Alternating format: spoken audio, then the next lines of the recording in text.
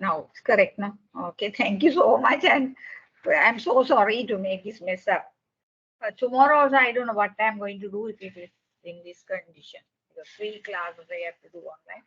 Okay, Ananta, I'll continue with this. Okay, at least from 1 o'clock I can do now. Okay, thank you.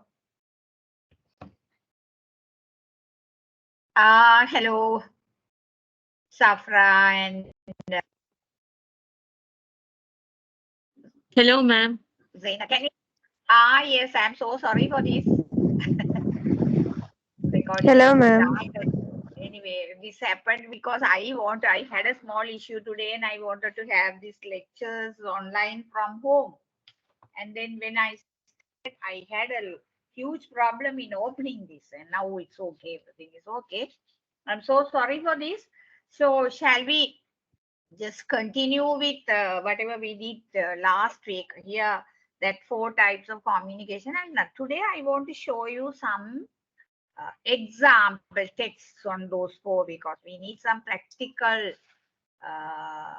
thing also. Anyway, I will share with you the document. If I am unable to share, you can download and see that material I already uploaded. Effective communication, right? Introduction to effective communication.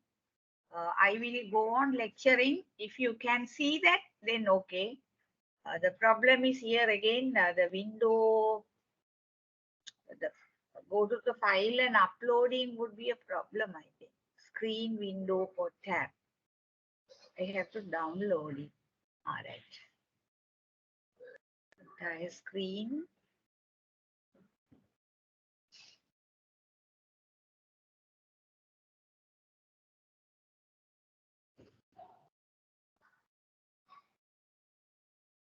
Let me check whether I can open this up.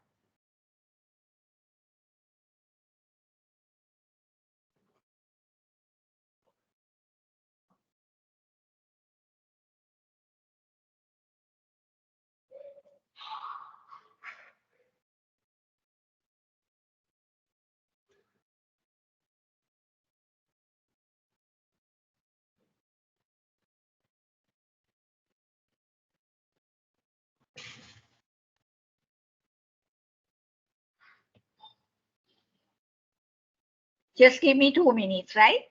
I'll come back. Testing methods. Wait.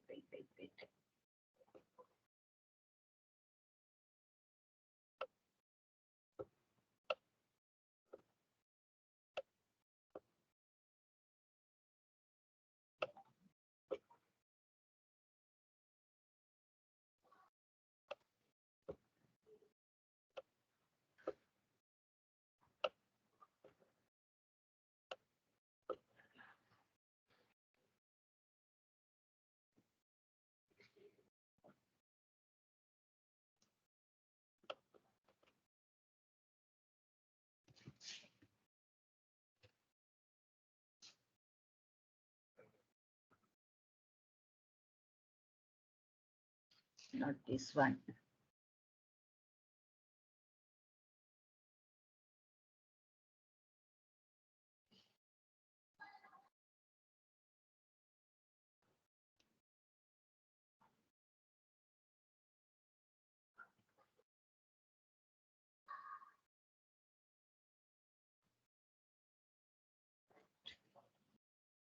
Can you just see the screen?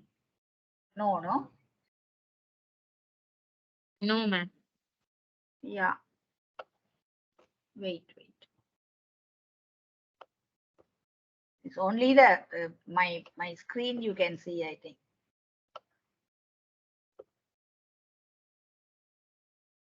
Can you download that full material in your link or LMS?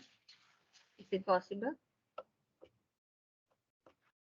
I have already asked her to upload that. Now I am unable to find the file here. Anyway, we go to that. Right. This is the only thing you can see, And cancel this. Okay, now let me start.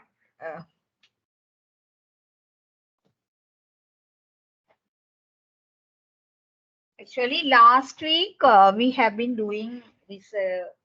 You understood the way of defining that different. By this meeting in general, what is this? Something went wrong.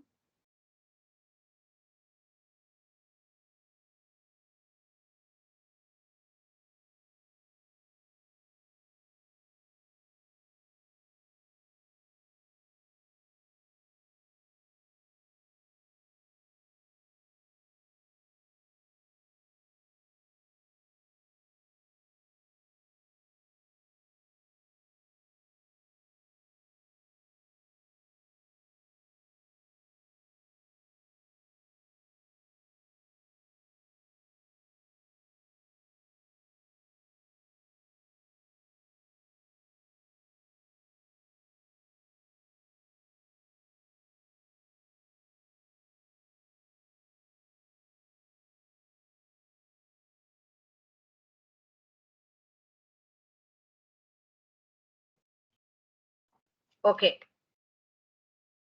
Is it okay now? Can you hear me? Yes, ma'am, you're audible, but we can't see the screen. Screen, of course. Yes, you are unable to see that. But you got that particular module called effective communication, introduction to effective communication. Did you Yes, get ma'am. that? Yes, Yeah. ma'am. So in that module, that is enough. Actually, the entire thing is necessary. And today I am going to do the rest of the things that I have to finish in that module. And next week I will give you one more module. That's all. And now the thing is, last week, can you remember the four different types of communication I told you about? Systematic and the other things. What are the other spirited communication? Direct, right?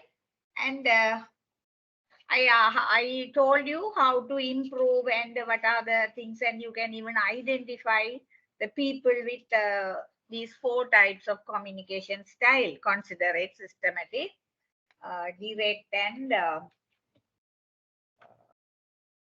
yeah, what is the last one?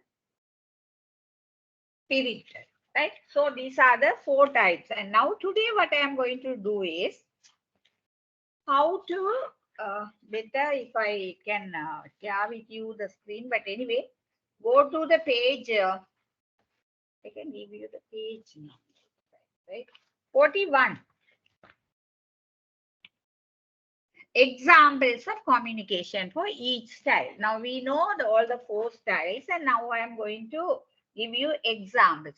Meantime, let me try it again to share the introduction to communication.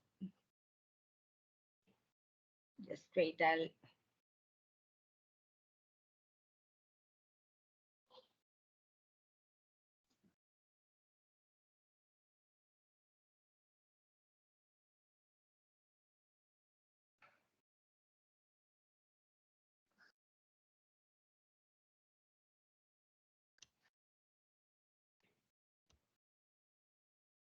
I can open my document and show it to you. Then it will be easy.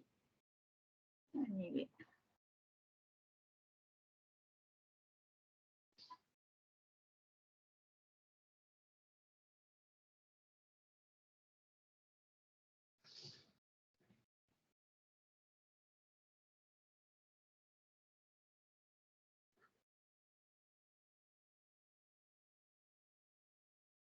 That is also not available. Yes. We have got the file, ma'am. Actually, we have got the Okay. PDF. So you can go to 41, no? Yes, ma'am. Okay, then better. Better. I don't need to worry about that then. Okay, okay.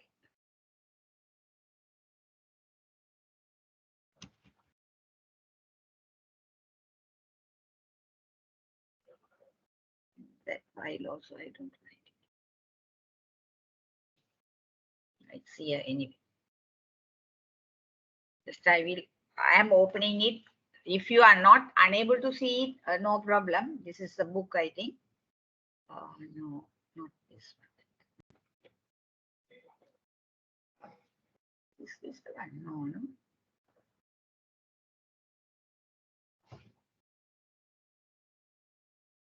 Yeah.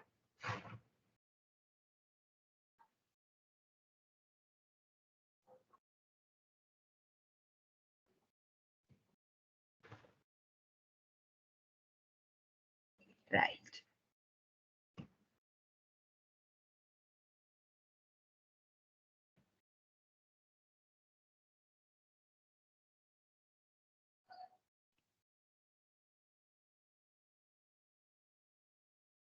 Is it visible?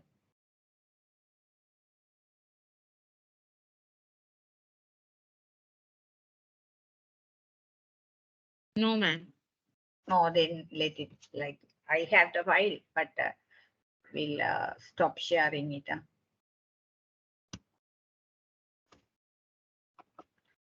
Today, I don't know what type of disturbance I had. So now we are going to see the example.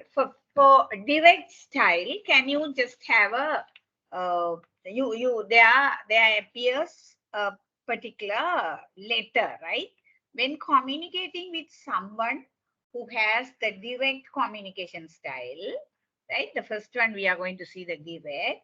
The key is to get to the main point of your communication as soon as possible. That is how we explain, no, direct communication style. And to do so is an efficient as efficient manner, right? As much as possible, it's an efficient manner to get the direct kind of thing. So the first example below, that is the letter to Jane, right, shows the type of communication that will not work with someone who has a direct communication style. So here we are going to see two different letters, and first we are going to analyze whether the first one will be kind of a thing that can support the direct communication style people or not.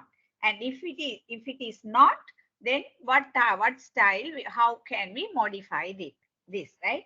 So here see, this communication style is now a letter. So that means written communication, whatever it is. Hi Jane, I heard from Alex that you landed a new large business account yesterday. He said that you did an excellent job in explaining the company's benefits to the customer and that you were very professional. Okay. Alex also said that the customer asked for a quote on a new phone system for his existing offices. Have you thought about how you will proceed? Let me know if I can help you get the quote together or if you need any ideas on the configuration. Okay. I'd like to get the quote to them later this week if you think you can manage it. That way, we would have a good chance of getting the order in for this month's numbers. Right. Thanks again and hope you are having a good Tuesday so far. And is this a kind of a letter that that you can write to a direct communication style people? Do you think so? No, ma'am. No. This is with all sort of explanation. You are going beating around the bush or something like that, right? So what is the main point of the communication? What is the requested action? And how much of the communication is superfluous information? How is that? Right? So a person with a direct communication style will not necessarily glean, right? But you want them, they have, okay. What is the, how much of the communication is superfluous information? Yes, in this example you saw, right? So a person with a direct communication style will not necessarily glean what you want them to do or by when. So they will appreciate the accolade, but they won't appreciate the personal references or information.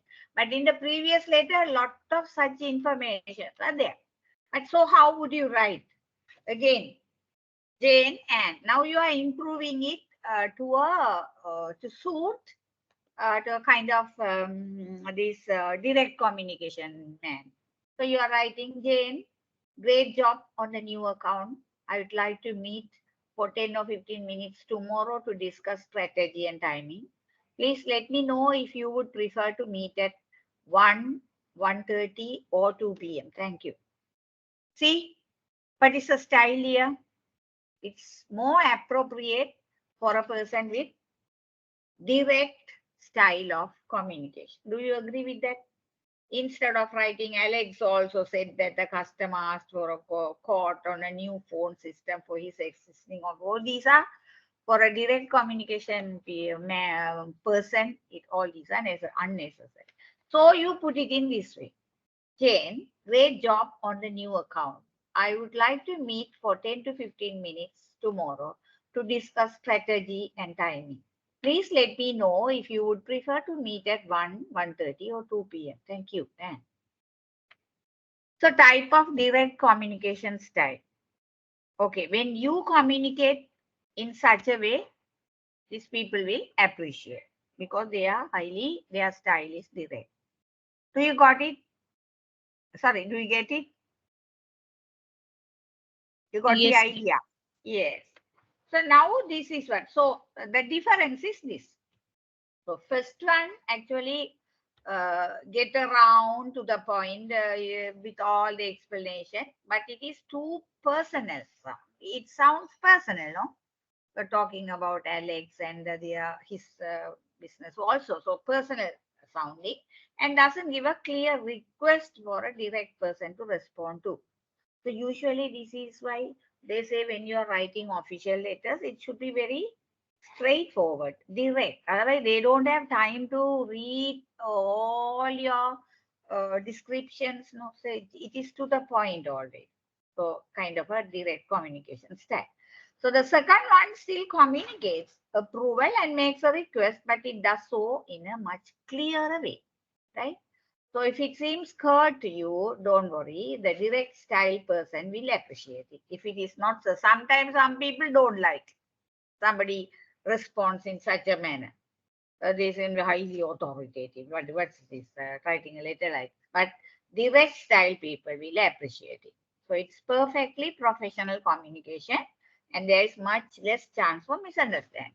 When you have professional communication, we should have that in this manner, right? So if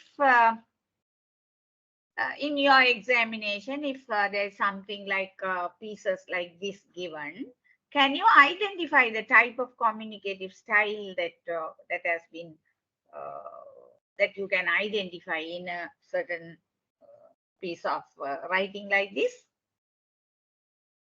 yes, Sometimes you may be able to, yes, you may be able to identify that. Now we are going for the spirited style, right? Spirited style, that is, the first type of one. Both are high, right? So when communicating with someone who is spirited, it might be hard to even pin them down for communication in the first place. It's hard to even pin them down for communication because someone who is spirited, it's very difficult. And once you have their attention, keeping it is another matter entirely. First, you should draw their attention, and then keeping it is also a kind of a thing that you should do. And you will find that consistency is important in communicating with people who are spirited. So, what is the thing that you should have when you communicate the spirited style people? Consistency, right? So because to keep them aware of anything and to to pin them down or to you take them along with the communication, there should be consistency, right? It's important. If you can get them used to a particular format or method of communication, it will be easier to keep them communicating. If they are already used to a certain type of format with you, then it will be easy. This doesn't mean always choosing email or always choosing telephone, but it does mean always using follow-up questions or checking in on a regular basis to see if you are both still on the same page. You have to check between also whether you both of you are. So that is why they say consistency is the most important thing. So and also we can see some example here. I'll show you. Also remember this person with a spirited style, he may need more time to brainstorm and discuss ideas, right? Than the other styles, because you know that part, both styles are then the spirited, it's very difficult, right, to discuss ideas and brainstorm. Also they need time. So if you want them to come to the table with decisions already made, be sure to get their buy-in beforehand. Otherwise, they may still find the need to discuss something that you already felt was decided.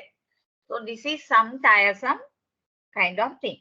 Finally, you can go a long way towards relationship building with a spirited style person if you give them the opportunity to shine. Does your team need to make a presentation? Let the spirited person know that you think they would be a good choice to lead. So it's very difficult to deal with these people, right? Okay, just a minute. What is that?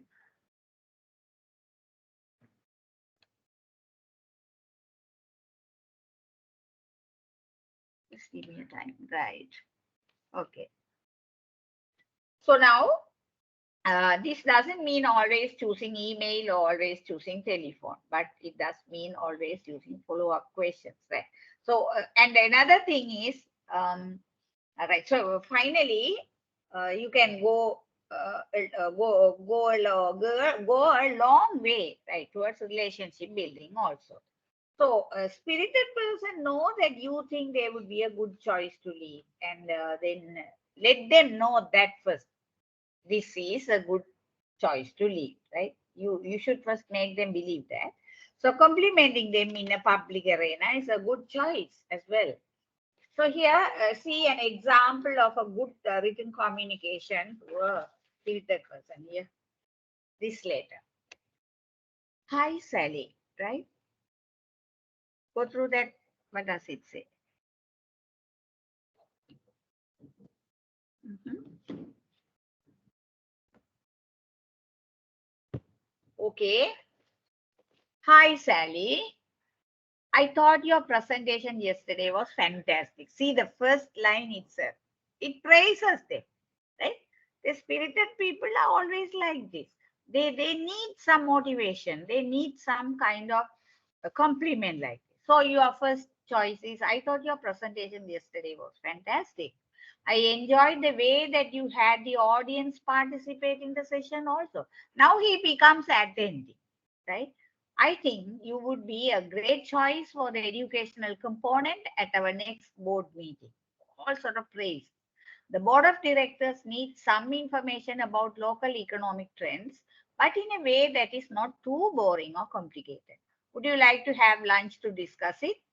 I'm free on Thursday or Friday this week. Let me know if either of those days will work for you. Thanks so much, George. So why this particular communication works well with a spirited person?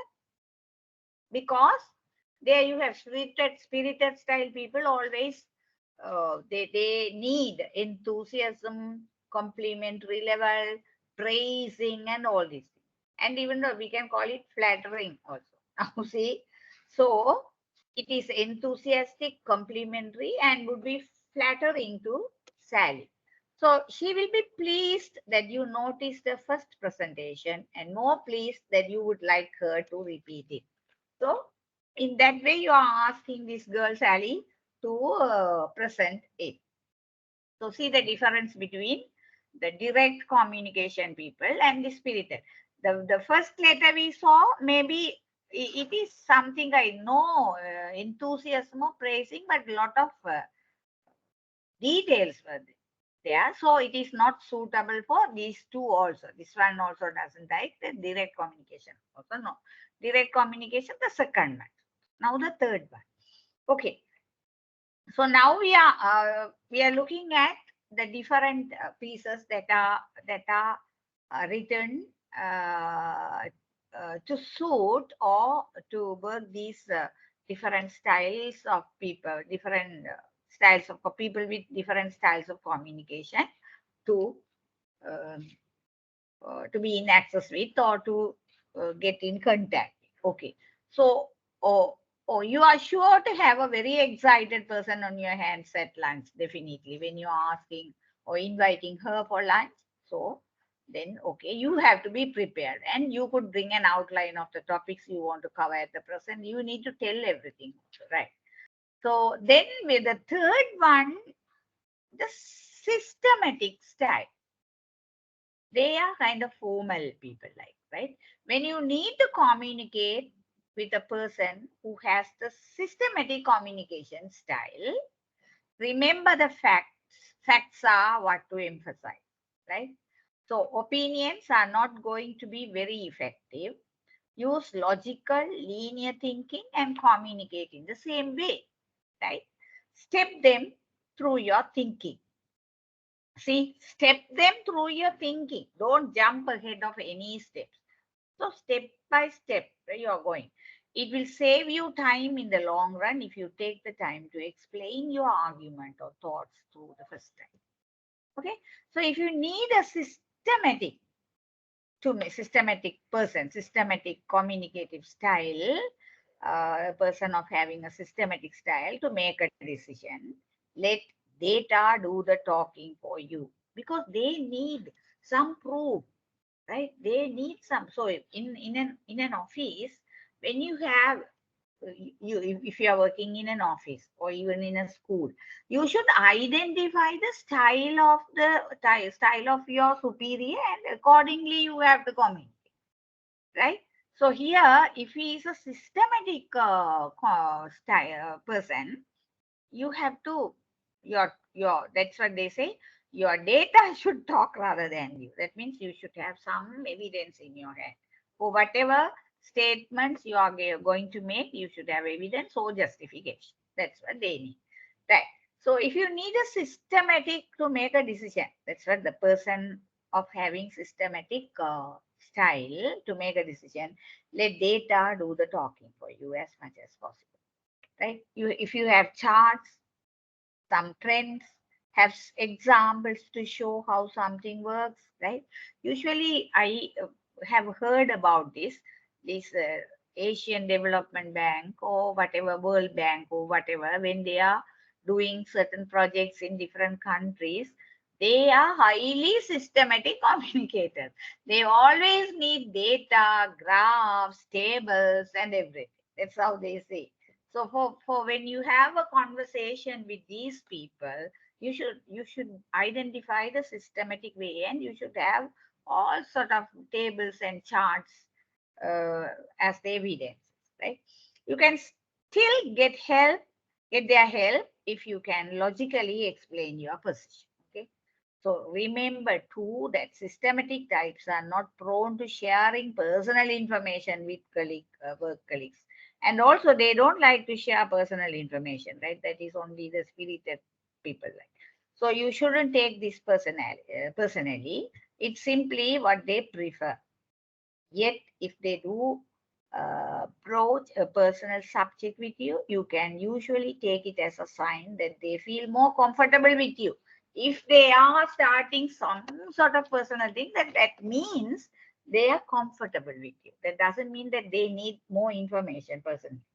So the example of how not to communicate with a direct communication style person is a good example of how not to communicate with someone of a systematic style as well. Okay. You could also avoid phrases like these phrases you should avoid. It's my opinion that I believe that. I feel that. This is your opinion. You feel. They don't mind, or they are not bothered about your feeling or your beliefs or opinion. They need evidences. They need proof. So instead of using these formal phrases like it's my opinion, no, I believe that, or I feel that, then you can just use the data shows that, the trends show that, the results of the test show. See, very systematic, and also they are like research people.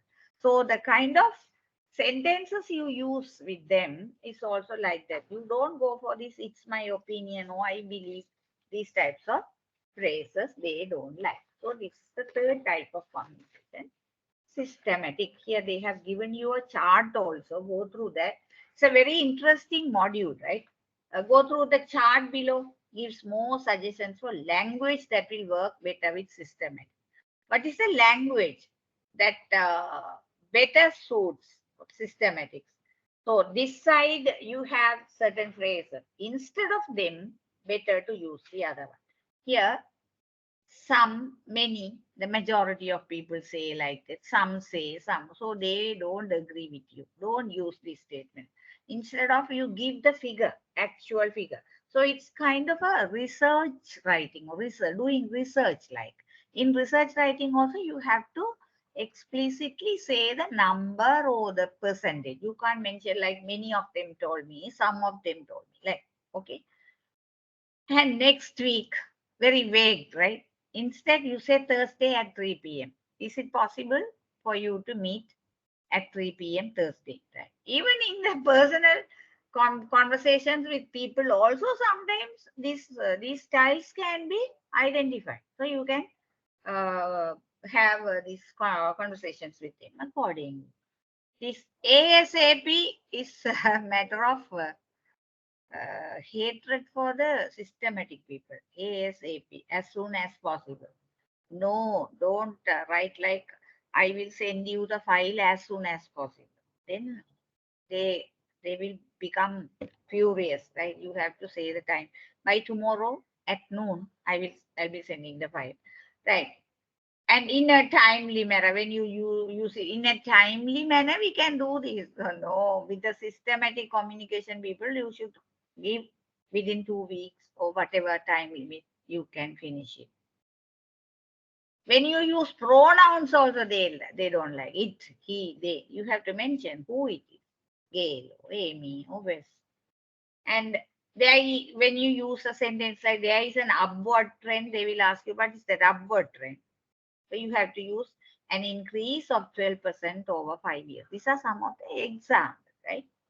So this is the suggestions for the people of this communicative style type. Then the fourth one is considerate. Considerate to best communicate with someone who is a considerate communication style. Remember that the person's feelings are going to be important. You should not hurt them. You should be very careful. They will listen best when you make them feel as if their feelings are important to you.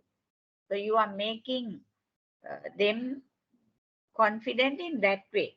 You first make them that their feelings are important to you, unlike in the other three, right? So they will listen best when you make them feel as if their feelings are important to you. Their opinion is important to you, and that you value them as a team member and a contributor. If you don't give them some sort of recognition, these people will not open their mouth, right? This doesn't mean that you have to become very emotionally expressive yourself, but showing an interest in them, showing an interest in them as an individual will go a long way. Why not start your communication with an inquiry into how their child is doing, how their last vacation was? This is somehow a small investment of your time, they say, that can have a great return. You will get a lot of things from them when you start your conversation in such a way. So if you have something to communicate, that will perhaps be perceived as a critical, you will need to trade cautiously in order to be effective. Let the person know that you appreciate their work and name the aspects that you find valuable and good.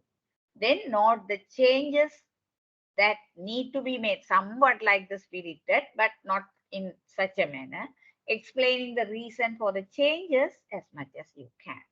Okay? And then smile and use upon body language to let them know that there is nothing personal in what is being said. Right? Smile and use open body language to let them know that there is nothing personal in what is being said. Oh, nothing personal. But whenever possible, use requests instead of imperatives in discussing the needed changes. Imperative, no, not the question forms or some kind of you have ordering them, but instead you instead of instructing them, make requests, right? So for considerate style people, the example of used as how not to speak to a direct style person is actually a good one to use for a considerate style. How not to speak to a direct person, actually, that is what a good thing to use for considerate, right? So it builds to the point easily, it shows care for the other person, and it makes a request in a friendly or personal manner. Okay? Right. So these are the, now you know certain, all the four styles, and we saw how these, all these styles, how we have to adjust our communicative style, or the way we use the language also should be changed according to the style of the people. Last week, you all told me that you are very highly interested, and you can even identify when you have conversations with people, you can identify the way or the style that they adopt and various things like that. Today, we saw some of the examples. And now you may come to a conclusion that so you too have to adjust your communicative styles also according to the interlocutor that you who are with you or communicating with you. You got the idea? Is it okay? Any questions on this, please? I'm going to start the other section, listening. Okay. No, ma'am. Very clear. Is it okay? Clear? Yes, ma'am. Right. Thank you. And the other section is basic listening skill. That is very important. With oral communication, we have to see listening. Without listening, there won't be a communication. No. So it's part of the effective communication. We are going to see that for the next 1 hour. I will teach you this. And with this module is over. And one more thing I have to do with you. I will upload it, I think. Have I already uploaded? No, not yet. I will upload the other module to you, right? In the course of this week, I can do. Now, let me have 2 minutes break, and I will share with you. I will teach you the next thing, basic listening skills, okay? Within 2 minutes, I'll come.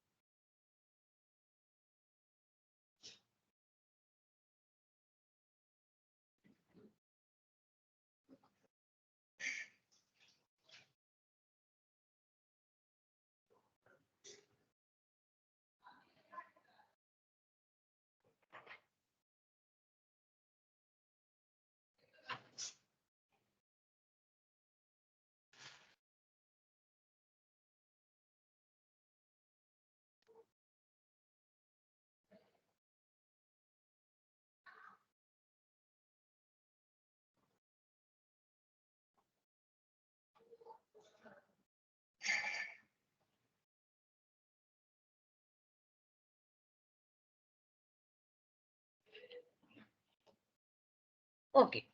Basic listening skills, right?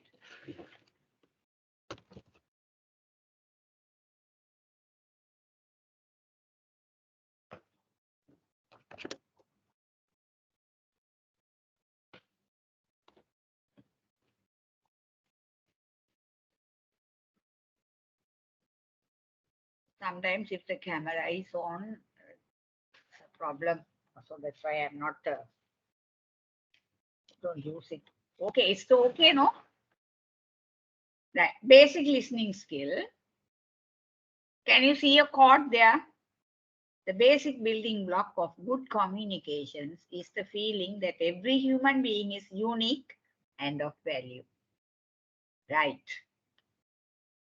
So, what do you know about listening? Good listeners. Who are good listeners?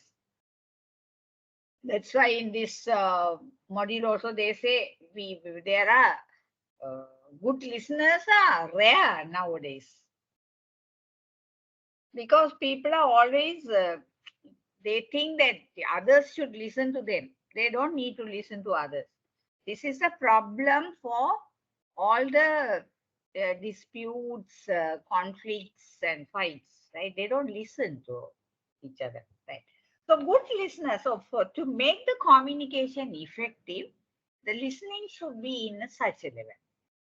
You have to. That I would have told you like now. Waiting for the chance to talk is very important. That waiting gives you opportunity to listen to the other person. So until the other one finishes, we should be waiting and listening to them. Okay. So what actually the studies have shown, it seems, that most listeners retain less than 50% of what they hear. We always listen only 50%. We don't, right? That is the human nature sometimes. But in our country, it seems the rate is high here, right? Okay. Studies have shown that most listeners retain less than 50% of what they hear, right? Imagine what that means when it comes to a conversation that you might have with your boss, a colleague, or a customer. Now, this communication is very much important. Maybe it is you are communicating maybe with your boss or a colleague or a customer. If you listen only 50% of what they say, what will happen? There'll be a very bad situation thereafter. So if you speak for 10 minutes, chances are that you have only heard about half of that conversation. So that is 50% means if you are talking 10 minutes, you will be heard only for 5 minutes. So no wonder that is what we call miscommunication. So miscommunication happens because of this. Why miscommunication? First thing is not listening properly to the other people. Okay. So that is a very important thing. And now, uh, yet listening is one of the most vital skills that you need if you want to communicate effectively. Yes, you all agree with that, no? To communicate effectively, but actually you need is a good listening, right? You would have experienced this even in the schools better than anywhere else. In the schools, what happened? What's your experience? Both of you are primary, you're teaching in the primary sector. Yes, ma'am. I was teaching. Now I'm on leave. No, okay. So this is a problem, not listening. Even the small children, they don't listen. But in the if they are small children, this is to a certain extent it is accepted because they're children. But if the adults do like this, say, think of this parliament situation. One person starts speaking, the other one starts shouting. They don't listen, right? They don't wait until one person, whether he is talking nonsense or whatever it is. You have to listen and respond. That part is missing in almost all the everywhere, right? So that is the worst problem for communication, and miscommunication occurs mainly because of this, right? So when you are not certain of the message that you have heard the first time, listening well allows you to ask the questions that will clarify them. You can listen and then you can clarify. Sorry, can you repeat what you said? Or may I know some more elaboration on the thing that you pointed out, or something like that? You can clarify. But without listening to them also we can't clarify anything, right? Of course, listening is important in more arenas than in the workplace. We listen for multiple reasons. Why do we listen? Lot of things. Here they have listed out to build relationships. Yes, to build relationships, we should listen. To understand others, definitely. To be entertained, for that also we should listen to others. To learn, this is a very important kind of thing. To show empathy, yes. To raise your voice for someone else, also you should listen, right? And to gather information. To gather information also, we have to listen. Listening way of gathering information. So these are some of the things. What are the other things you can think of? Why do we listen?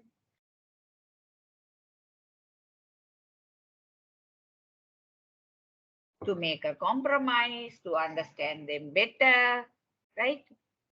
For clarification, or to identify their language and the way they speak, to understand their culture. There are so many things. That is why we listen, right? So, with as much as listening can do for us, it is obvious that we can all benefit from improving our listening skills. How to improve that?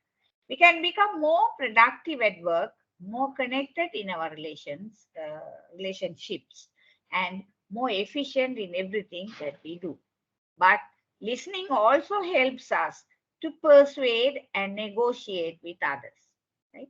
It can help us avoid misunderstandings and can just make life more conflict free in general. Yeah, this is very true. Conflict free. To make everything conflict free, then you should have some sort of you have to avoid misunderstanding, or to make everything conflict free, we should listen. All of these are very good reasons for learning more about how to be a better listener. Right? These are the things that we should now we are going to the under listening, self-awareness and active listening, and becoming how to become an active listener, and all these are very important. First one is self-awareness.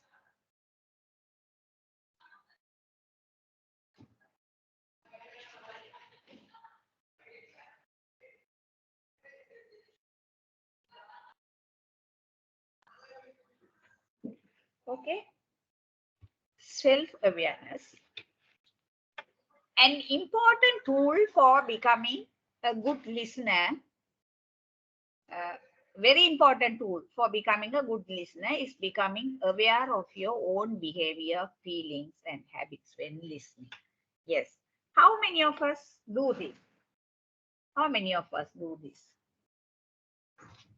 To become, they say, to become a good listener, you should have certain habits. What are they? Yes, some, you would have noticed some doctors. They are very good listeners. Whatever you tell them, patiently they listen. Some are not, but most of the doctors are very good listeners. But they don't talk much because that is part of their profession, right? They should listen. Otherwise, how can they mm, prescribe medicine for you? Very important kind of thing, no? If they don't listen to your symptoms and things like that, then can they write the prescription? Finished, no? If it goes wrong, okay. So that is good listening, right? So what is a habit? You should first become aware of your own behavior, feelings, and habits when listening. We should first understand ourselves. Our self-awareness is that. Right. Then do you know whether or not you are a good listener? Can you check yourself?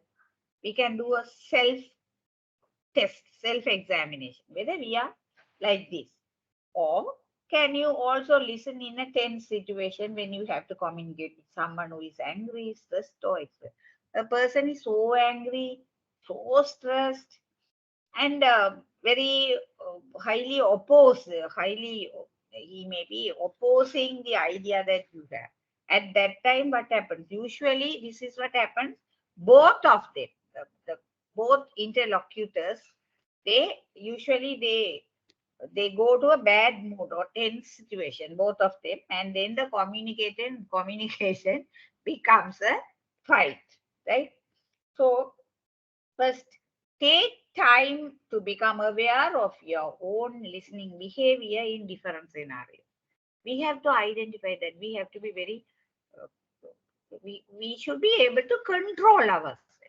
Then only it can become a, you know, first, it will make you self-aware and things like that. So first you have to self-check at work, at home, with friends, with strangers, or with other groups that you communicate with. Notice the following. This is a self-examination. Notice the following. Your body language. How are you standing or sitting? Are you tensed or relaxed? In an open position or a closed one? What is your body language? What does your body language say? Right? Do you make eye contact? Do you keep it? Or do you look away, look down, or turn your eyes to other people or things in your environment? What do you do when you talk to a person? Do you have eye contact with him? But not always. Don't eye contact is necessary. That doesn't mean you should not gaze at a one at all. Throughout the whole conversation, you should not look at. Okay. So are you turning your eyes? So you are looking down or whatever you do.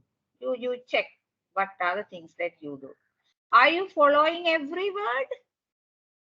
Could you repeat what was just said verbatim?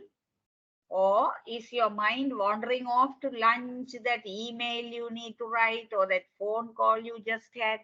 When talking to someone, sometimes we also experience this, no? Sometimes we were thinking about if that person who is talking to you is in a very, you don't need anything like that sort of, and that sort of conversation you don't like, that person is unnecessarily telling you things, then definitely your mind starts wandering to some other.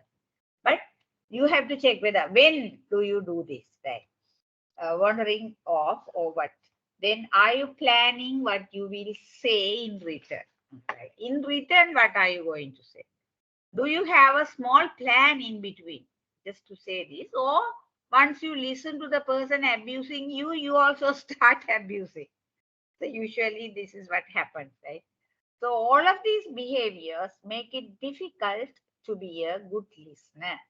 So you may be sending the message to the speaker that their message is unimportant, or worse, that they are unimportant. Message is unimportant, you are also unimportant.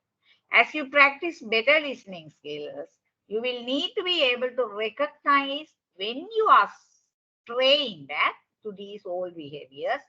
Being self-aware will let you self-correct and get better and better at listening to others.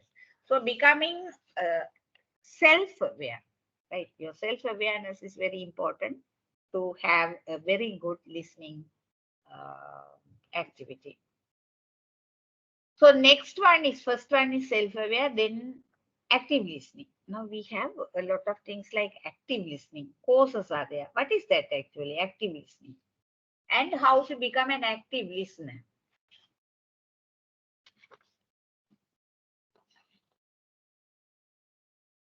There are many things that you can list out how to become an active listener. But now before that, what is active listening? You cannot truly listen to anyone and do anything else at the same time, right? Can you listen to somebody and do something at the same time? Is it possible for two of you? No, ma'am. No, doing something and listening this not that much possible. But without opening your mouth, you can make tea and at the same time you can listen to conversations. If you are curious about the others' conversations, you can do this. But if you are the person who is involved in the conversation, overhearing can be done when you are doing something. Oh wow, ladies are very good at this. But this is not over here. This is you are also involved in that conversation. No? So you can't do when you are listening to somebody as part of the as you are part of the conversation, right? Then you can't do anything else. Okay. So becoming a better listener requires improving your active listening skill. That is what we mean by active listening skill. That is your listening skill is 100% active. You are not doing any other thing. So concentration is 100% on that listening only. That is what active listening is. So most of us spend at least part of the time that we are listening waiting for the person to stop. That is also quite natural. So that we can have our next turn. We are waiting. Sometimes we want others to stop and say something. If it is beyond the control, then you will jump into the conversation, right? So that happens, but you should not do like that. You have to have this self-awareness. And if you are an active listener, you have to wait until the other person finishes. Okay. So this is particularly true when a conversation is heated or when the information we are trying to convey is very important. This happens, right? Jumping into the other side. Okay. So active listening means being as attentive and involved in the conversation during the times that you are listening as when you are speaking. Even when you are speaking, you can't do anything like that. Active listening also should be in such a manner. You must learn to be consciously attentive. So consciously, you have to learn that. It comes through practice here, right? Practice we can achieve that. So you must learn to be consciously attentive to the words that are being said, but in addition to the whole message that the other person is attempting to relay to you. In order to do this, you must pay close attention to the speaker. Right? In order to do that, you must pay close attention to the speaker. Okay. So this requires concentration and practice. It means being certain that you either eliminate or ignore the distractions surrounding you and that you don't spend the whole time coming up with your response to what they are saying. Whole time it doesn't need, you don't need to always give response to that. But this may sound difficult, but there are some simple tools you can use to make active listening a regular habit. So, what is actual active listening, and how we can be active listeners. Becoming an active listener, what we should do. So, here they give you uh, five key aspects of becoming an active listener. Okay. How to become an active listener? What are the steps you can follow? So you will probably already be employing some of them, but may need to practice others. However, once you are using these tools over time, you will find that they get easier and easier. Plus, you will learn so much about others and have such better conversations that you will be positively reinforced each time you practice. Okay, so now we are going to see what are the things that we can. There are five different things. First, I will tell you in general. Pay close attention and how to be prepared that, or how to become familiar with that. Then demonstrate physically that you are listening. That is very important, even for a speaker. A speaker, that means some person, if he is addressing a gathering, the audience there should nod their head or sometime with a smile they have to listen. Then only that person has a confidence that you all are listening. Without giving any physical uh, feedback or physical some responses, we are making the person who speaks very boring. Right? So number 2 is demonstrate physically that you are listening. Number 3 is check for understanding. You have to check for that also. Then we should not interrupt others. Right? And there you have to respond appropriately. Those are the 5 things. And one by one, we will look into them. Pay close attention. So with this step, you learn to give the speaker your undivided attention. Right? You are pay close attention. Yes, you are very attentive. But you also let the speaker know that you are listening by using acknowledgements. Types of verbal and non-verbal tools that help at proof that you are truly listening. What are the types of or kind of acknowledgements that you give for a speaker? What are the acknowledgements? Or if you are giving and you are addressing a gathering, have you experienced this? How people pay attention to you? In what way? Can you list out some examples?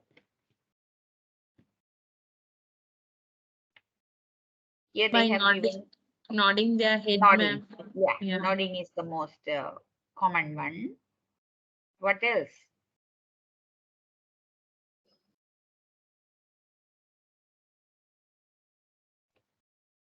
Looking at the speaker and nodding, yes. Then smiling. Smiling at a very wrong point will make the speaker embarrassing. He may think that you are laughing at him sometimes if it is not relevant. But when he cracks joke, you have to, right? Smile or laugh, right? So these are some key points given here under pay close attention is look the speaker in the eyes. It's also sometimes not possible if you look at the speaker into his eyes sound, not all the time. So if you are surprised, okay, you will do that, but not all the time. But this is a sign, that is what they say. Look the speaker into his eyes, right? You are surprised and looking at it, right? Stop any mental chatter. What do you mean by mental chatter? Sometimes people have this, right? If it if it goes beyond a limit, then we have to take treatment like that. No. So mental chat is possible even for all the normal people. They have this habit of mental chatting. Mental chatting, you talk to yourself, but at the same time, others can see some changes in you because you are thinking something or talking to someone, talking to your imagination is something else. You are responding to some other conversation in your mind, right? So that part should be stopped when you are listening. Don't do that. Don't let your mind wander around. Okay. Now, the third one is don't start preparing your response or rebuttal while the other person is talking. Yeah, these two are response or you are responding to without halfway speak. Oh, sorry. When the speaker is there till not finished halfway, you can't just start responding. That is also bad. And at the same time, while the rebuttal, while the other person is talking, you should not interrupt him. Rebuttal means you say against him, right? You don't approve what he say. That is what rebuttal. But rebuttal also should be given once he completes. So we have to um, make these habits to pay close attention to speakers. Then don't start, make sure your environment doesn't distract you. That's also very important. Now, some some moments before I was doing this, and I think the time is actually I'm living in an apartment where I'm on the fourth floor, and in the second floor, after school there are children, school going children. I think they make a great noise, right, for about 10 minutes. You might have heard the noise, did you? No, this is actually they the environment is really, for a set only or 10 or 15 minutes, that's all. After that they are not doing so. I don't know why. Maybe the enthusiasm that they have come home or whatever, I don't know. For about 10 or 15 minutes, very loud sound in there. That's why I went and closed the door, because sometimes it may disturb these online lectures that I am taking also. Such of small children, school going children are there in the second floor, right? So make sure your environment doesn't distract you, right? So you have to take measures to that. And then notice the speaker's body language and tone of voice. What are the non-verbal messages telling you? You notice without wandering your mind, or you should watch especially the speaker's body language and the tone for better understanding. So when you are assessing this, you are unable to involve or uh, keep your mind you can keep your mind under control when you do this, when you are listening to others. What are the non-verbal messages you are getting from the speaker? And if you are in a group, avoid side conversation. That is very bad. Some person is talking, and what you do, usually even in the evaluation panels I have observed, you are evaluating a candidate. So what you have to do is you have to look at the person who is presenting his ideas. You have to give marks very carefully for what he is talking. Then you have to ask questions and get the proper response from him. You have to give marks. So when you talk among themselves at that time, what happens? This is even the professors sometimes do like this, very bad, talking among themselves when somebody is presenting something. That is bad. So if we avoid all these bad practices, we also can pay close attention to the speaker. Okay, that is first one. Second one is demonstrate physically that you are listening. Demonstrate physically. You show by your body language, you show that you are listening to others. So that means non-verbal and verbal signals, right? Non-verbal and verbal signals that you are listening to the speaker and taking. So not from time to time when appropriate. Yeah, not in your head that you gave me an example. Then use appropriate facial expressions, right? Monitor your own body language. Be sure you remain open and relaxed rather than closed and tense. Use small comments like, ah, yes, right. Yeah, people are there. No, when people with the small comments and nodding the heads are there, then it will give the speaker some motivation, right? It's true. So to demonstrate physically, you have to follow these things. One, nod from time to time when appropriate. That doesn't mean you have to. And some people they are purposely doing this to please someone. That should not be done. It is actually, if it is true, if you are really interested in the speech only, you have to nod your head. Otherwise, if that person is talking rubbish and if you nod your head, what happens? That means you are just blindly giving support to someone who is not capable of getting that. Okay, so not from time to time when appropriate. Use appropriate facial expressions and monitor your own body language. Be sure you remain open and relaxed rather than closed and tense. That's also very important to show the speaker you are okay, you remain open, right? And you are relaxed. And use small comments like, and the small comments also you can give. Ah, yes, right. These are the things. So that is the second one. To become active listeners, what are the things you should do? Right. Check for misunderstanding. Check for understanding. Sorry, it can be taken that way also. Check for understanding. That means, as we learned in the last the chapters, our personal experiences, perceptions, and our feelings can all influence the way that we hear. That is true. No? It is possible for the message to get mistranslated or misinterpreted. Sometimes, yes, easily the message can be mistranslated or misinterpreted, so that we hear a message that was not intended to get.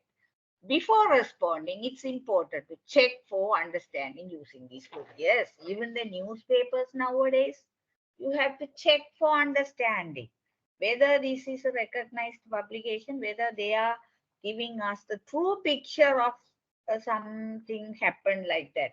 So that is also very important to be active listeners. If you are ready to listen whatever these people say and act accordingly, then there will be a lot of misunderstandings, right? Sometimes they may misinterpret. People misinterpret always, right? Mistranslate and also misinterpret. So what are the things that we should do? Use reflecting and paraphrasing.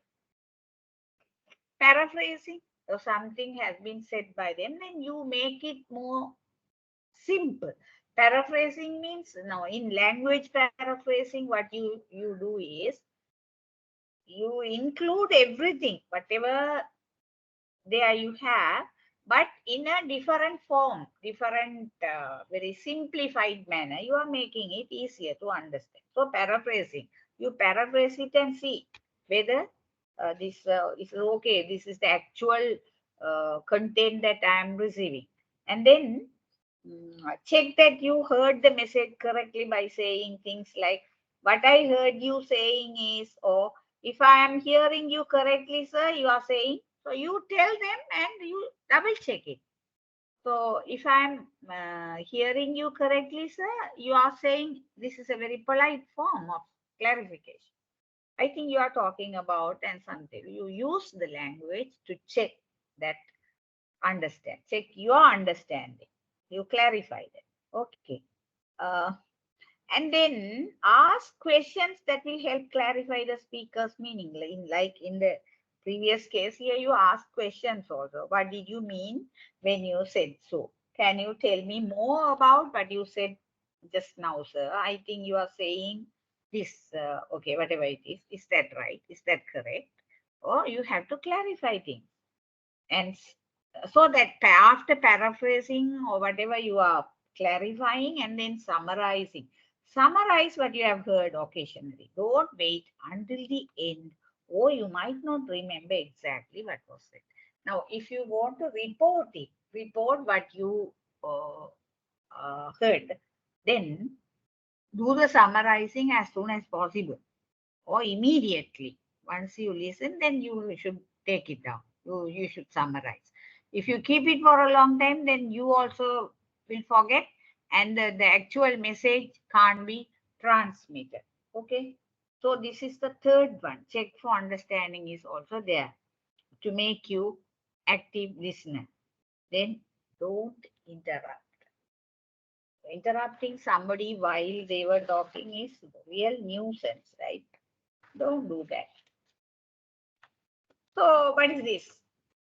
There is nothing good that comes from interrupting the speaker. You will only be limiting your chance of understanding the message because you won't hear it at all. And because the speaker will get frustrated. Because the speaker will get frustrated only, you think you should not. This interrupting is a bad habit, whatever it is. No good at all, right? you will only be limiting your chance of understanding the message. That's what happens. When you interrupt, you don't, right? You don't have, you can't understand it quite well.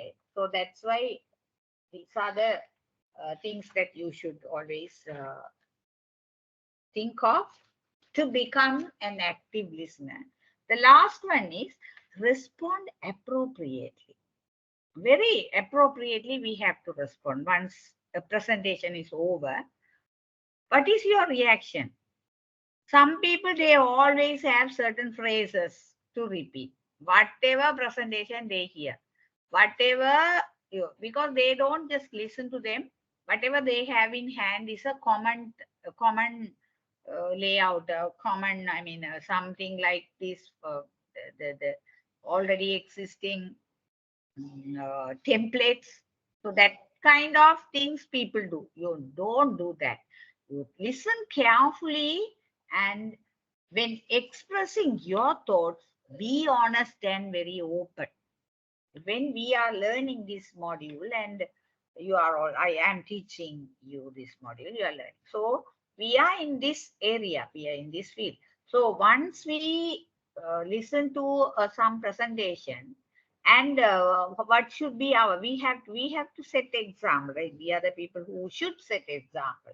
So be honest and open.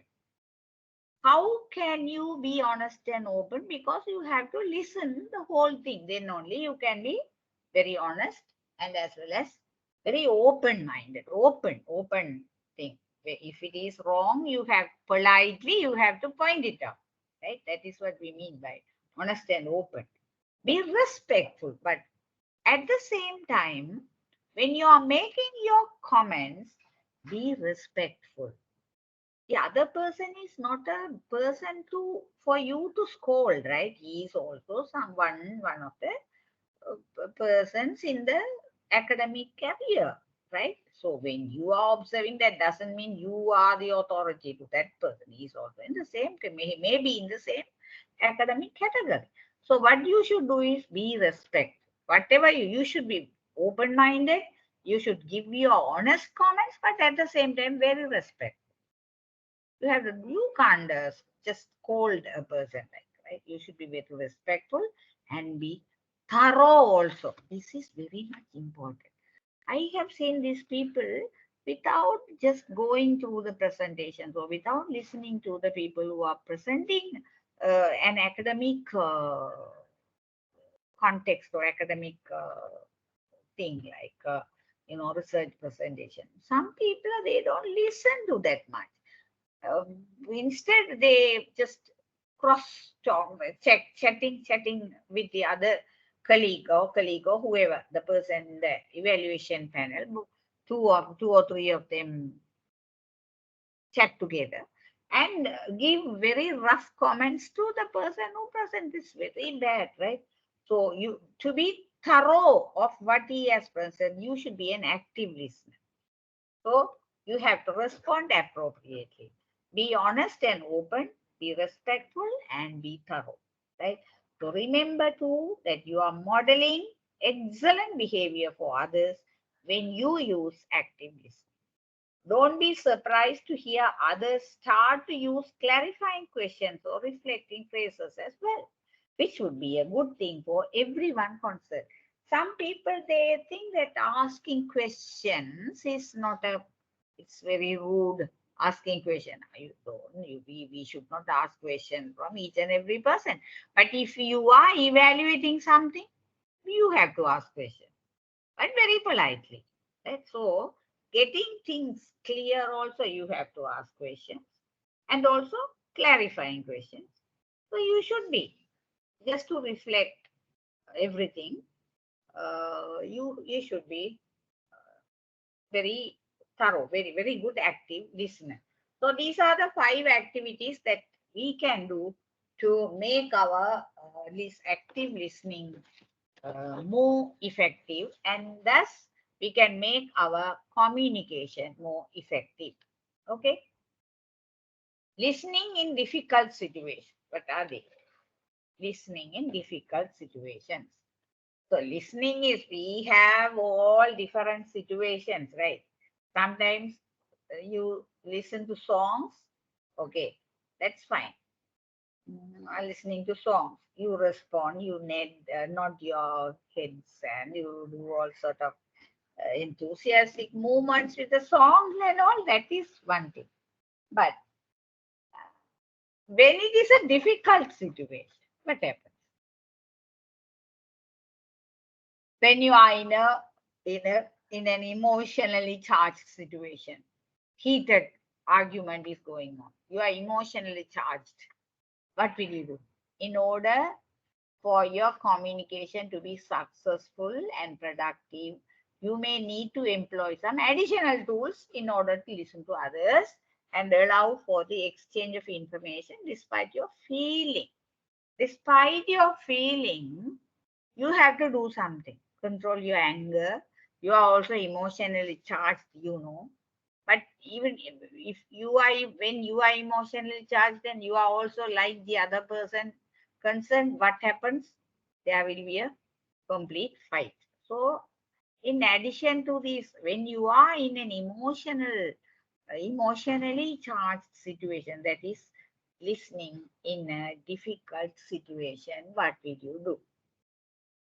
First one, if possible, suggest that you move the discussion to a private location with no distraction. Yeah, sometimes people, when somebody starts shouting, what do they do? Okay, calm down, come into my room. You come inside. And you take that person inside the room.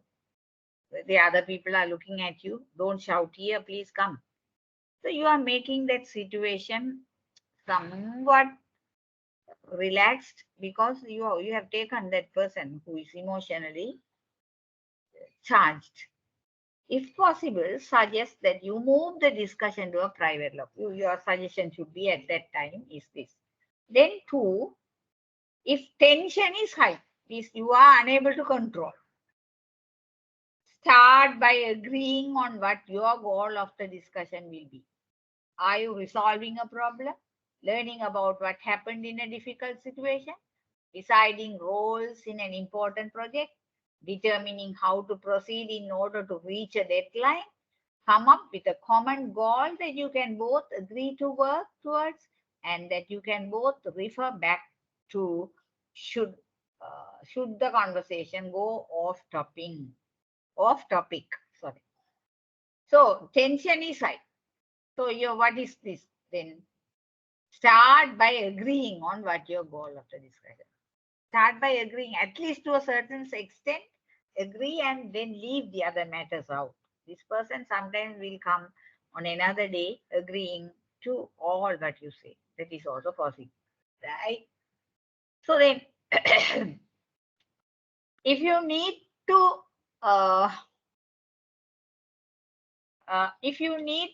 set ground rules, yeah, this is a actually, when you set some certain ground rules, that is also possible. These could include agreeing that you won't bring up old events again. So at that time, you say, okay, no more past things. Now we are going to discuss only what will happen in the future. Forget about it. Forget about the past things. You agree to give up certain things with them, right? To make the tense situation to be an effective communication, you have to do certain things like that, and you do this. And while listening, remind yourself of the active listening guidelines. Active listening guidelines, while listening, you have to respond appropriateness and some, not to interrupt and check for understanding with questions and demonstrate physically that you are listening and also show that you are paying close attention. These are the active practices for listening. So those things also, you while listening, remind yourself of these guidelines. Breathe slowly in and out in order to remain calm. This is a physical exercise. Usually people advise to do, but no one can do this. Right? breathe in and breathe out. In a tense situation, you have to do that. Breathe in and breathing out. Breathing in and breathing. Okay. It will both keep your voices down. And also, not only you, the other person, that we don't know how you can control the other one. But first thing is, we have to keep our voices down always. Right? Ground rules, and also keep our voices down. Because when we raise the voice, okay, people will know that there is a problem. Because unnecessarily the voice, people raise their voices, no? Then you know something wrong is going on. Right. Breathe slowly in and out in order to remain calm. If you can't seem to pay attention, right? If you can't seem to pay attention, try repeating to yourself in your mind every word that the other person says, right? So if you can't seem to pay attention, if you are unable to pay attention, try repeating to yourself in your mind the word that has been uttered by the person. You have to repeat. Okay, just give me a second. I will answer this call and all. Hello. Ah. Oh, now we're done. Okay. That one. While listening, remind yourself of the active listening guidelines. Breathe slowly in and out in order to remain calm. If you can't seem to pay attention, try repeating yourself in your mind every word that the other person says. Then you are hearing the message twice and it has a better chance of getting through. Like hearing the message twice because you repeat it within yourself, no, repeating to yourself. So that means message twice and it has a better chance of getting through. So far, shall we check the files uploaded to these Teams? Wait, just give me some second, one or 2 seconds. Yes, posts files. Earlier also I was unable to get this one. I don't know why. Right. Now it's here.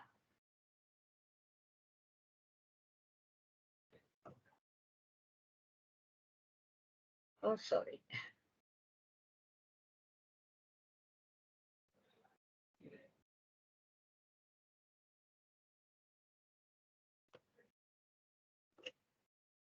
Okay. Recordings are there. No, this is lecture notes. Yes. I have uploaded with you. This has been from 10 to 51 first upload. Then from 52 to the rest of the pages, 2 uploads are there.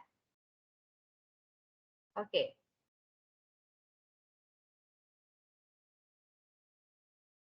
And this one, how to make this effective communication, the previous one I gave. And then there is a PDF. I think that is the entire thing has been a PowerPoint presentation. Very good informations are there, right? And the workshop presentation condenses. So that is the first one, I think. No, that is second. Wait, we'll check that one.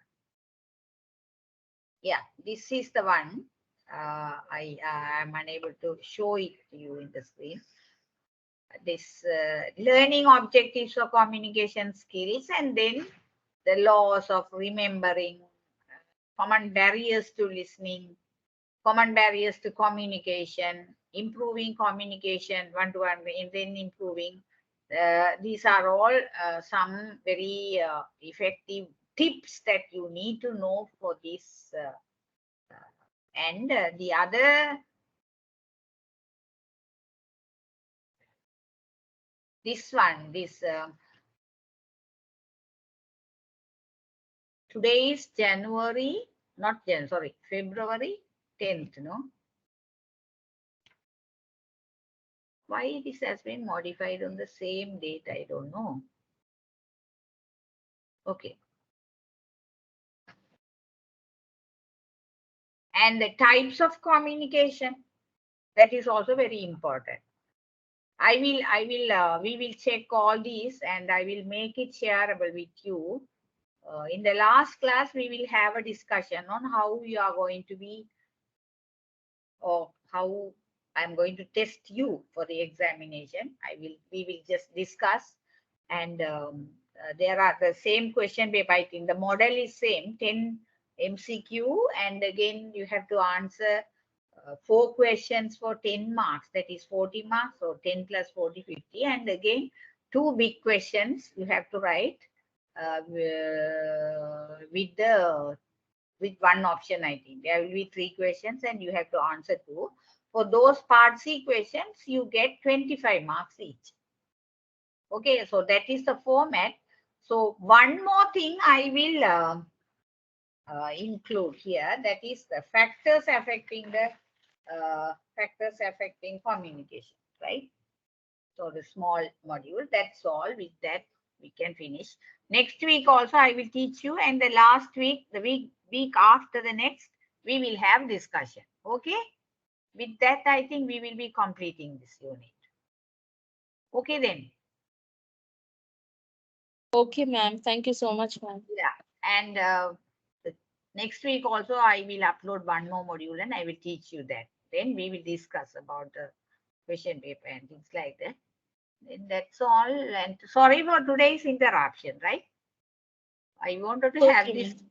taken because usually you don't attend personally. So I thought today also I can take online lectures, and something went wrong with my laptop, they say. But anyway, I managed to get it. Okay then. Thank you so much for attending. I will wind up the class with this, right? Thank you so much, ma'am. Have a So nice you're day. welcome. Yeah. Welcome.